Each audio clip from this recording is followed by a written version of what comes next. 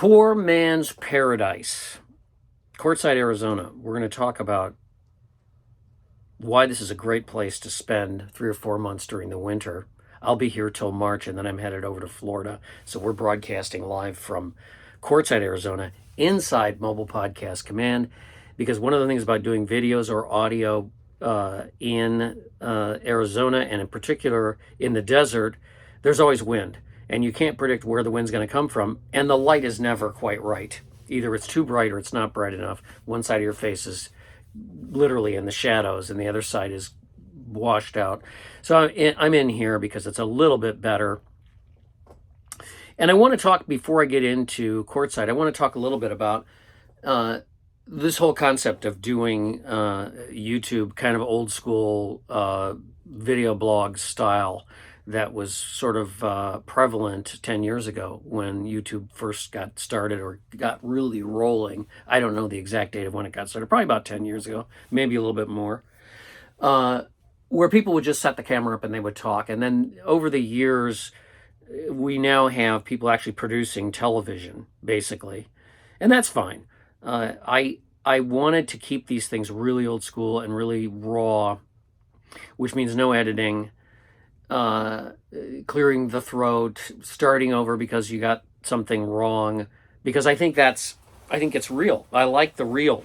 And my podcasts have always been pretty real. Yeah, I do audio production podcasts, but generally I try to keep things just real basic. Because really what's important is what you're saying, the content. It's not necessarily the video production per se. And that's important. So poor man's paradise. Why is it important, Bob Davis, to talk about this Quartzsite, this place Quartzsite, which is basically little more than a town of about 500 to 1,200 residents during the summer, to swell to tens of thousands of people in the winter months as snowbirds, RVers, nomads, and everybody that wants to get out of the weather up north comes if they know that Quartzsite exists. Now, I talked about this in the audio podcast as well. The population of people out here in these desert campgrounds around Quartzsite, Arizona, in the 80s was substantially higher than it is today. In the 80s, it was mostly World War II and Korean vets who bought RVs and came out here for 6 or 7 weeks during the winter months up north. Canadians, Michiganders, Minnesotans, Wisconsinites, etc. And there were as many, we're talking about 300,000-400,000 people out here in some years in the early 80s and all through the 80s, and maybe sort of starting to dwindle in the early 90s. And now I don't think it's anywhere near that. And we still are not. It's November, so we're not quite at they'll start coming in late November. After Thanksgiving, you'll start to see people coming in because they've completed their holiday stuff up north and they start to roll in down here. A lot of Canadians and people from the upper Midwest and the really cold northern states, Montana, Wyoming, Colorado, northern western states, I should say, Washington, Oregon, New York State, and so on. So it's very much a cultural crossroads, Quartzsite, Arizona. But it's also, if you will, down market. This is not a resort. We aren't having chuck wagon dinners catered by chefs from New York City. It is a environment of a lot of retired laborers, a lot of people who have, means, but they don't have enough money, and they wouldn't, because they're not those kinds of people. They wouldn't spend money on, $500 a night hotel rooms in Thailand or Mexico or someplace like that. They are, and they're not expats in the sense that they're going to go live in a different country for some length of time, Barcelona or something. They're very much down home Americans who figured out a way to have a great winter by coming down here to Quartzsite.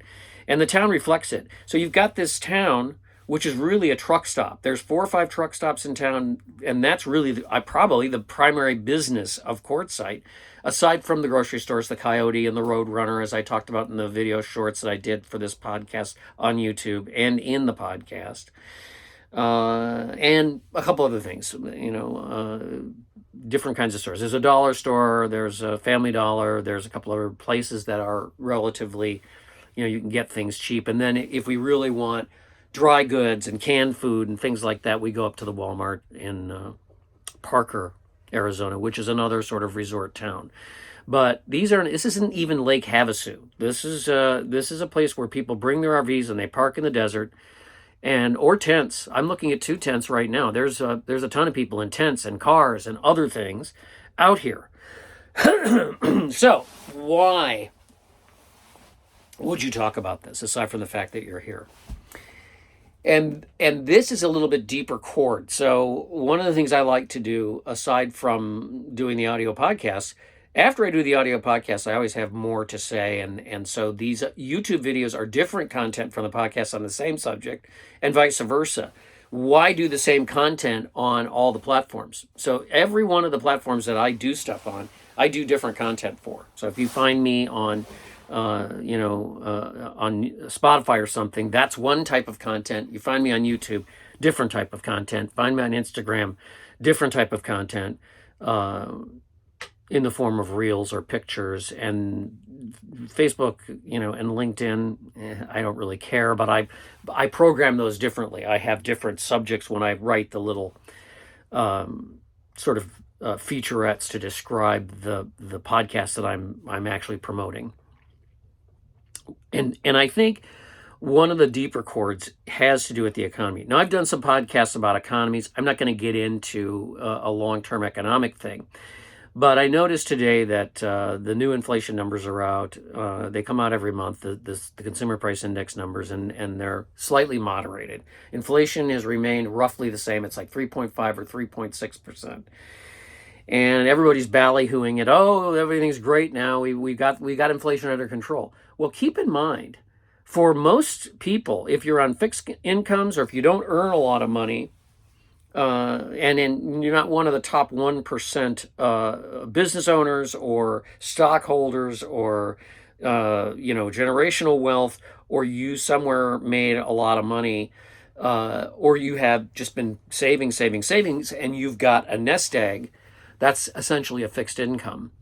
Unless you're really in the top tier, you aren't really affected by inflation. Your business might be, but you're in the top tier. You're not deeply affected by inflation. You can go to Phuket. You can go to Mazatlan. You can go to Bermuda. You can pay for that $500 a month, or I'm sorry, $500 a day suite in a high-rise hotel or a bungalow or something, or even more. $500 a day probably is cheap for a lot of it.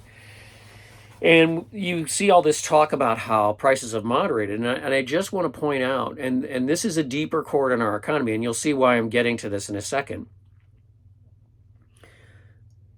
Inflation at one point last year was 10.8%, and it remained elevated 10.8%, 9%, 6%, 8%, whatever, month to month, until the higher interest rates, one would think, began to pull inflation down. And now we're all cheering and well, we're not, but and I'll tell you why in a second. All of the stakeholder parties in the financial community are all, cheering this incredible job getting inflation down. It's still 3.5%, which is way more than it's been for a considerable period of time before the current bout of inflation, which is a general rise in prices and a consistent rise in prices. And 10.8% in this economy is a lot of inflation. Well, what that means is that prices, let's just suppose that prices reached a certain level at 10%, right? When we say inflation is coming down, we're talking about the increase in prices. So really what we're talking about when we say that prices have gone from a 10.8% increase per month down, or annualized, down to 3.5%, it's still price increases on top of that 10% and 8% and 6% month to month, with the exception of fuel prices, which are starting to moderate. There's a different reason for that, which I don't want to get into it too deeply. But the fact is that inflation is an insidious and dangerous economic condition because it whittles away the resources that people have. That's the first point. And we have disinflation. We don't have deflation. Prices aren't going down, except for maybe with fuel, but still, they're more expensive than they were in 2020 or 2019. So prices aren't going down. They're disinflating, which is the rate of inflation is slowing down. So they're not increasing prices as much as they were. What we need is deflation, which is a general decrease in prices over a period of time, a sustained period of time. That's deflation. And so people get confused with these terms. We aren't waving the flag of victory on inflation yet, and we shouldn't. But in any case, that has affected the finances of average Americans. Moreover, in the cities, the bloom is off the rose. Gone are the days when we could go down to the outdoor cafe and eat carrot cake and drink coffee and hang out all afternoon and pay 10 or 12 bucks, right? Or get fries and a hamburger at some place outside and pay $15, if that. Now it's $40. You want to have a brunch outside at some cafe in the middle of the city where all the other hipsters are sitting around wearing black, drinking coffee and Bloody Marys on Saturday morning and pay $20 for brunch. Those days are gone. And that's true across the board in cities, not to mention the unrest and instability of city life. So we're seeing a major trend change in demand and a major trend change in what people commit to. And it's not older people. It's Gen Z, it's Gen X, it's Gen Y, it's the millennials, and their older brothers and sisters who have decided that they don't want to be hipsters in the city anymore because they don't want to wade through homeless people to get to the cafe. Yeah, people are still doing it and cities are still cities. But if people really think about it, I think what they're beginning to do is they're starting to look at small town America as an option. And certainly for people who are nomads, this is the group of people who don't have a home. We have elected to protect ourselves from inflation by not paying rent. So I don't have to pay $3,000 rent. It costs $180 to stay at this long-term visitor area in Quartzsite, Arizona for September through April, something like that. It's $180. I can park this vehicle. I can use the garbage services. I can get free water, quote unquote. And then I camp with a bunch of people, and we have our little enclaves, and we have our friends, and people come and go. And then when we decide to go somewhere else, like in April or March, go over to Florida, maybe we stay with friends, maybe we stay at a campground, maybe whatever. So that group also has found a home in this particular area. So that's why Quartzsite goes from being this place where there's 1,200 people living, if that, in the summer. It's so hot here, it's probably 500 people here. So it goes from that to, let's just say 50,000 easily of people who are here. And so the city of Quartzsite has all these pop-up villages, tents and tent cities and so forth that pop up to serve the campers. And then there's the road tramp thing, which is a big confab or rally of people that are nomads. There's the RV show. People come down from Canada, and it's just this sort of pop-up city. It's amazing. And I did a whole podcast about, the thing is, one of the things I've learned from travel is that when you go to the place the first time, it's like Disneyland. You're almost just touring this place that you've never been to, and it's great. And I don't care if it's a resort or someplace in the Caribbean or the South Pacific that you have gone to, or, Myrtle Beach or whatever your thing is. The first time you go there, you're like, wow, this is great, blah, blah, blah, blah, blah. And then you go there successive years, well, you start to get to know the people at the diner, and you start to get to know the people at the grocery store, and you start to get to have friends that live there. And then you have a deeper understanding of this place that you're visiting. That's what Quartzsite's like. And I really enjoy getting to meet the people at Woodside, or I always say Woodside. It's Woodstock Wood. It's the guy that sells the wood. And I called his wife, Tina. I don't know what's wrong with me. And Noel and Zachary, the people, Brenda at the Coyote Food Store. I don't go to Roadrunner that often. Jerry at the laundromat. You get to know these people, and you learn a lot about the place. And I mentioned that some people here see the dark side of Quartzsite, and it's a desert, and there things happen in the desert. And if you talk to people in law enforcement, or you talk to people at the BLM, you'll hear stories about things that happen out here that they have to deal with. It's not unsafe. There's not any unsafe things going on in this vicinity, in my vicinity. The season is on, people are here, but in the summer, it clears out and it's a wasteland. So then all sorts of things happen out here. And then some people can't take the heat either. They're out here they come out here, they can't afford to stay here, they can't afford to leave, so then they're stuck. And the guys from the BLM will come out and check on people and try to make sure they're okay. But there are deaths due to heat exhaustion and heat, poisoning, whatever you call it. I don't know what it is, during the summer in Quartzsite. My friend Joni was here all summer because she had a mechanical issue with her bus. And she said, you spend all day. She literally parked by the water so that she could just spray herself every few minutes. And when they would go to the water, the dog would run to the water because he wanted to get sprayed down too. As soon as he got dry, he'd run to the water because he wanted to get sprayed down again. And there was nobody here. So that's when it gets a little, And so some people see the dark side. Some people just get very critical because they're from, Los Angeles, or they're from New York, and they expect things to be a certain way, and it isn't that way here. This is a place where you kind of take care of yourself, and the services exist, whether it's the hippie store in the tent city that sells Palo Santo incense, or the tool store where they sell tools or whatever. You can't always get what you want, but you'll probably get what you need if you try, right? And you're rewarded for your efforts. You're not rewarded because you're pissed off because they don't have lattes like they have at Starbucks, because there is no Starbucks here. But in general, I believe that there is a trend, and probably the upside example of that would be Silverton, Colorado.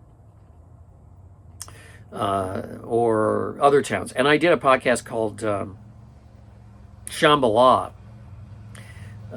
because these people that lived in this town, which was really, really constituted an intentional community, didn't want the rich people from California to move to this town that I called Shambhala. I'm not going to give you the real name of it, but there's a bunch of great mountain towns and mining towns in Colorado and Arizona and places like that. Flagstaff, Payson. You see people moving to these places because they're looking for a better life for their children and themselves in small town America. And I think that's a huge trend.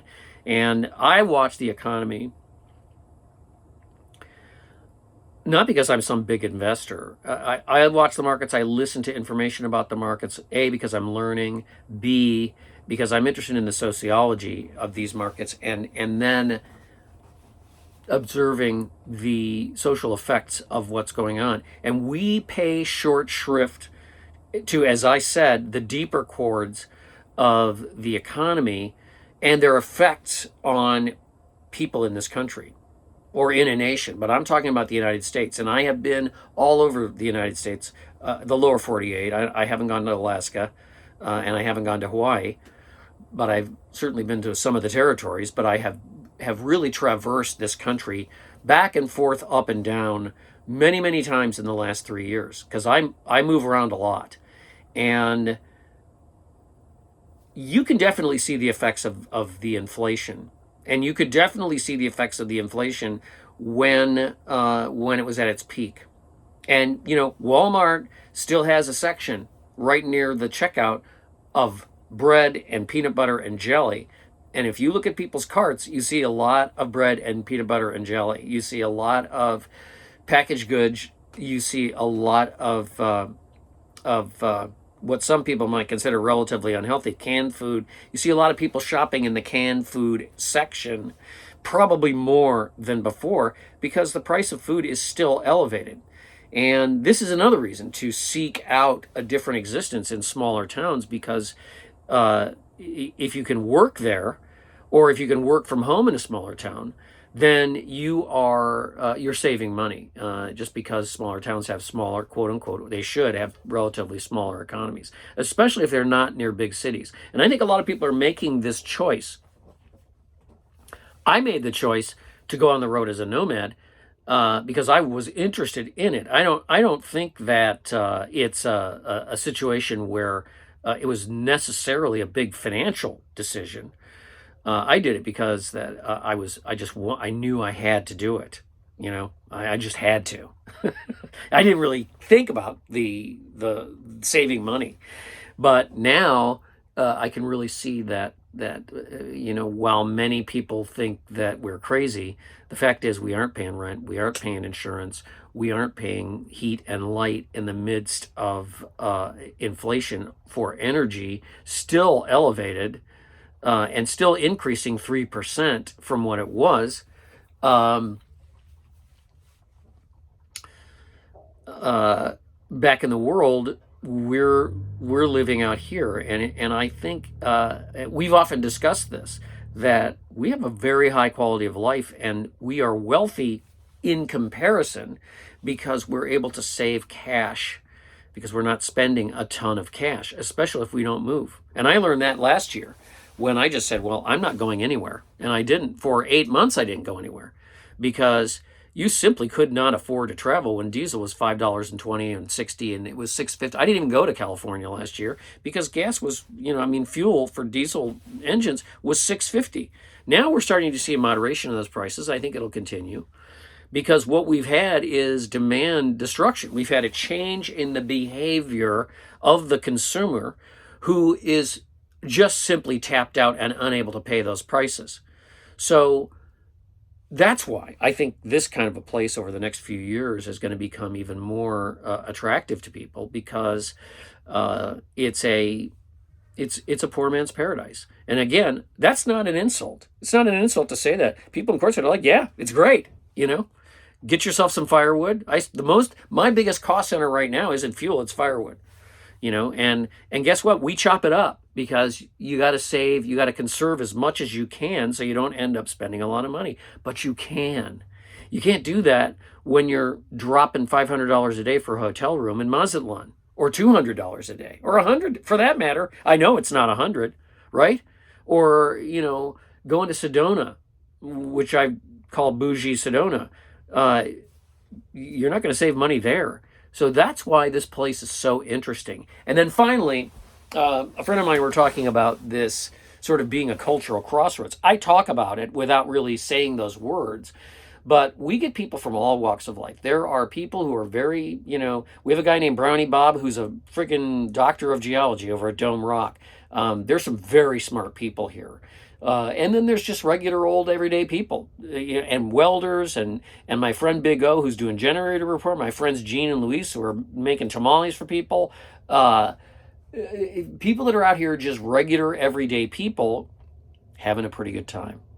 And the way things are in this world, the way it is changing, yes, it is an interesting time. People say, oh, you should live in interesting times. Well, every time is interesting.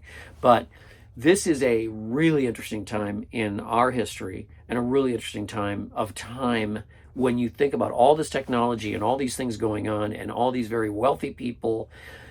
And then you come out here and you see people who have figured out how to do it their own way without spending a ton of money. Rigs that are 25 years old, guys with semi tractors pulling fifth wheels, weird plexiglass, Class C, whatever they are, those things that sit on the back of pickup trucks made out of plexiglass. There's a guy that has that.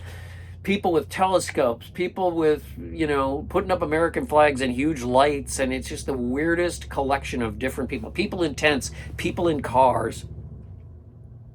people of varying means, we all come together and we all take each other at face value. We accept each other as we are when we meet. And sometimes there's a little friction, but over time, these harsh opinions start to moderate and soften, and you start to see people as human beings and as really collaborators in this whole thing. And that is amazing. That's really the reason to come here. And that should be, to be quite honest with you, that should be the outcome of a cultural crossroad, is to learn, and to learn through travel. And that's why I wanted to travel, because I love seeing places, seeing things from the back roads, and experiencing people getting to know people. I'm not that social. I don't run around introducing myself to people, but I would say that my approach to meeting people and dealing with people has really softened, with some exceptions, and I really have to work on that in the last 3 years, and just seeing and seeing the good in people is part of, I hope, small town life. Certainly part of life here in the poor man's paradise of Quartzsite. I've gone on long enough. Thank you for listening. Thank you for subscribing. Thank you for listening to the podcast, the audio podcast, checking out the different content that I post here at YouTube, whether it's a short or a long-term video. I've gone on, 25 minutes. Thank you for staying with me to the end. Bye-bye.